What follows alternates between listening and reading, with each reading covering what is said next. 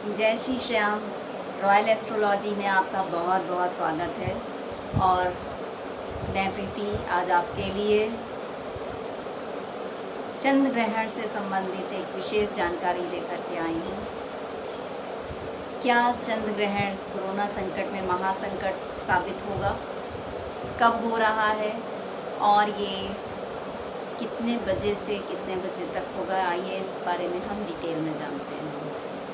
देखिए फ्रेंड्स, साल 2020 का ये ग्रहण चौथा ग्रहण होगा और अभी तक ये तीसरा चंद्र ग्रहण होगा। तो चंद्र ग्रहण, हालांकि ये जो पड़ रहा है ये उपछाया चंद्र ग्रहण होगा, तो इसलिए इसका कोई विशेष महत्व नहीं है।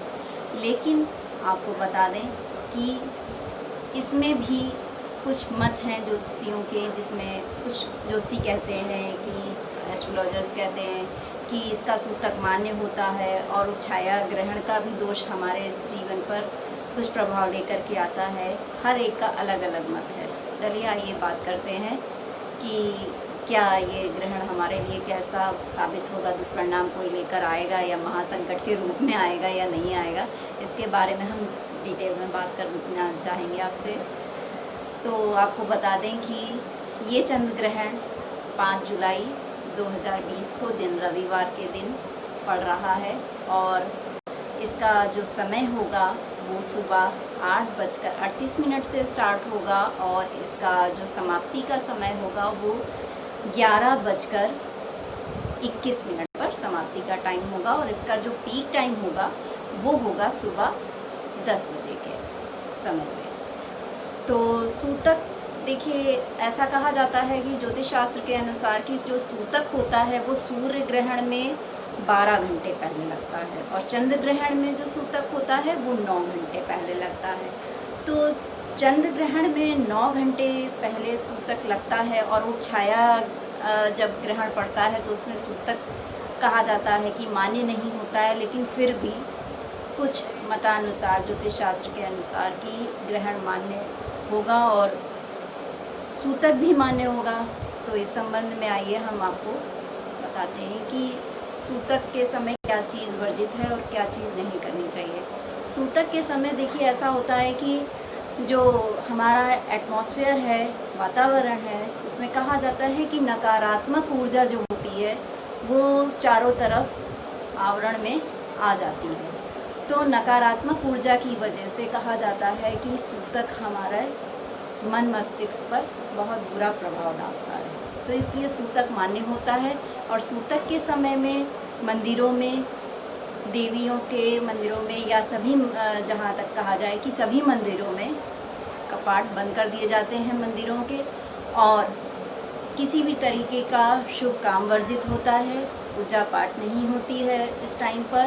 तो सूतक के समय अगर आपके घर में कोई बड़े बुज़ुर्ग हैं, बच्चे हैं, जैसे कि अब भोजन तो उनको उतनी देर तक हम बिना दिए नहीं रह सकते हैं, तो उसके लिए हमें क्या करना पड़ता है कि आप तुलसी का जो पत्र है उसको, क्योंकि रविवार के दिन पड़ रहा है चंद्र ग्रहण, तो आप आज ही के दिन यानी शनिवार को आप तोड़ कर रख लीजिए और उसमें ग्रहण से पूर्व खाने की खाद्य जो सामग्री है उसमें आप डाल करके सूतक से बचाव कर सकते हैं।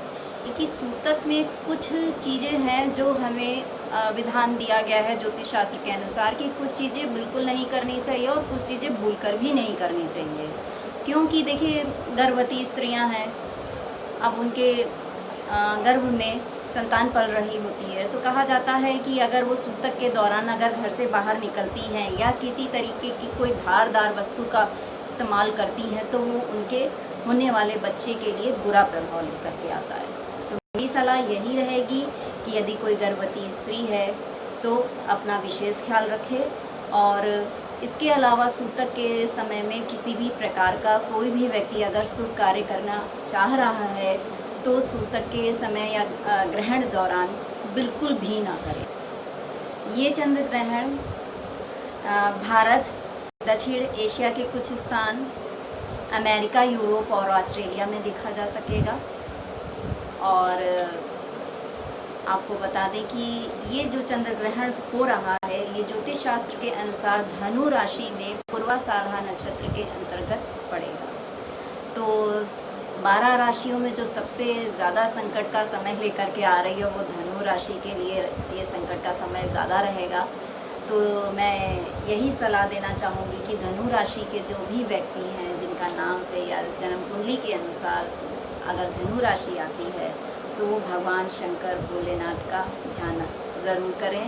जितनी देर ग्रहण पड़े उतनी देर भगवान शंकर का ध्यान करते हुए ओम नमः शिवाय या महामृत्युंजय मंत्र का जप करें। 5 जून 2020 को चंद्र ग्रहण हुआ था और 21 जून 2020 को सूर्य ग्रहण, और अब ये तीसरा ग्रहण चंद्र ग्रहण 5 जुलाई 2020 को होने जा रहा है दिन रविवार को।